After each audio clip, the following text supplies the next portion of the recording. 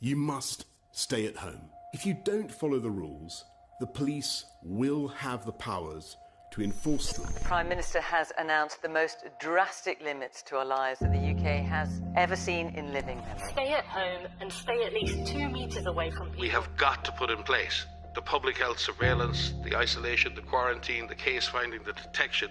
We have got to be able to show that we can go after the virus. What's your estimate for us being able to give someone we just met a hug? Well, I wouldn't recommend it. Really, to get to the point where this is totally sorted is when we have a treatment or a vaccine.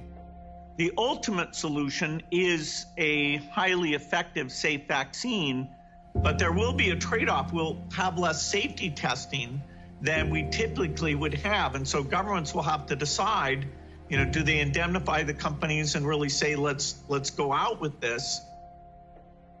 This paper was prepared by SAGE's behavioural science subgroup. The perceived level of personal threat needs to be increased amongst those who are complacent, using hard-hitting emotional messaging. I'm struggling to see how this is not a direct psychological attack on everybody in this country. It is, Mike. This is the British government using applied behavioural psychology to make people frightened so that it can put its agenda in place.